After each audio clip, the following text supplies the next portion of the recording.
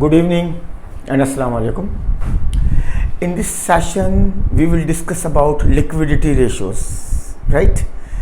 तो liquidity ratio को समझने के लिए आपको एक बात याद रखनी होगी कि liquidity का मतलब होता है in terms of cash. When we discuss something, it means we are discussing about liquidity. ठीक है, जैसे कि आपको नज़र आएगा यहाँ पे कि लिक्विडिटी रेशियोज जो हैं इनको हम तीन रेशियोज में फर्दर डिवाइड करते हैं. The first is called current ratio. Current ratio का मतलब ये होता है कि करंट एसेट्स को हम कंपेयर करते हैं करंट लायबिलिटीज के साथ इन टर्म्स ऑफ रेशियोज. मिसाल के तौर पर अगर मेरी जेब में 10 रुपये मौजूद हों, 10 रुपये के करंट एसेट्स मौजूद हो मेरे पास, और 5 रुपये की मुझ पर करंट लायबिलिटीज़ हों, तो इसका मतलब ये हुआ कि रेशो बना 2:1. 5 को और 10 को, अगर 10 को मैं न्यूमिनेटर बनाऊं और 5 को डिनोमिनेटर बनाऊं तो वो डिवाइड करेगा तो 2:1 का रेशो मिल जाएगा. इसका मतलब ये हुआ कि मैं हमेशा खुश रहूँगा कि मेरे पास जो हैं वो करंट लायबिलिटीज़ के कंपैरिजन में करंट एसेट्स हमेशा डबल हैं. And this is also the ideal ratio. अच्छा, अब हम बात करते हैं अगले रेशियो के मुतालिक, and that is also a liquidity ratio, and that is called quick ratio या acid, ACID, acid test ratio. अच्छा, इसकी स्टोरी क्या है कि हम करंट एसेट्स में से इन्वेंटरी को माइनस कर देते हैं, स्टॉक को माइनस कर देते हैं. क्यों?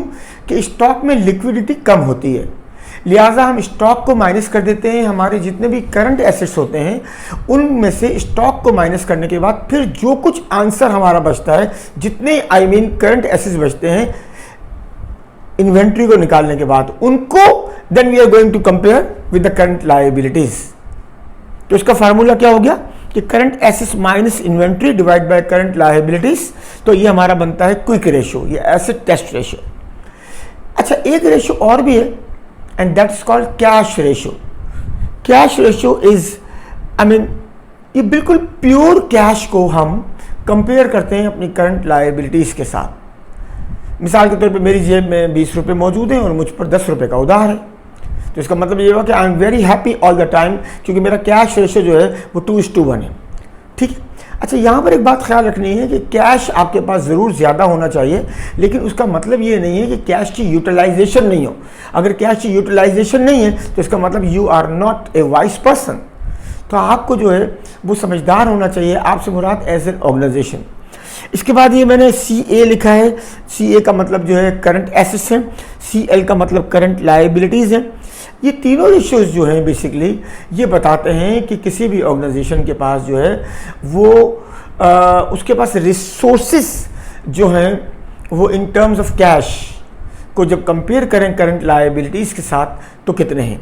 अच्छा, यहाँ पर दो बातें हैं. एक तो हमारी observation as a finance manager, हमारी ऑब्जर्वेशन अच्छी होनी चाहिए, और दूसरा हमको एनालिसिस करने आना चाहिए कि लास्ट ईयर हमारे पास current assets in comparison to current liabilities, यानी कि करंट रेशो लास्ट ईयर में क्या था, इस साल हमारा रेशो जो है वो डिक्लाइन हो गया या इम्प्रूव कर गया.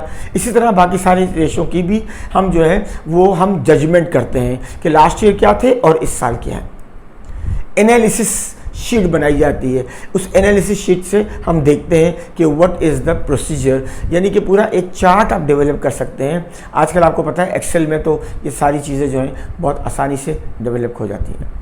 तो मैं जो है वो रिकैप आपको दूंगा. तो रिकैप किस तरह से, बिल्कुल इसी तरीके से कि हमारे पास करंट रेशियो है, करंट एसेट्स उसका फार्मूला है डिवाइड बाय करंट लायबिलिटीज़. इसके बाद एसिड टेस्ट रेशियो है current assets minus inventory divided by current liabilities. Cash ratio, cash divided by current liabilities. और उसके बाद हमें ये पता होना चाहिए कि हमने as a finance manager we should know कि हम उनको अच्छे से ऑब्जर्व करें. ऑब्जर्व इन दिस टर्म कि लास्ट ईयर क्या थे, आज इस साल क्या है. अगर उनमें डिक्लाइन आया तो क्यों आया, अगर इंप्रूवमेंट आया तो व्हाट इज़ द रीज़न. तो हमें दोनों चीज़ों को देखना होता है कि इंप्रूवमेंट की रीज़न भी देखनी है हमें और डिक्लाइन की रीज़न भी देखनी है और एनालिसिस भी करनी है. Thank you very much and I hope so that आपको ये समझ आया होगा. और you can always write an email to me whenever you feel any trouble. Thank you very much. अस्सलाम वालेकुम. मेरा ईमेल सबके पास मौजूद है, munawwar.hamid hamid@hotmail.com. Thank you. Assalamu alaikum.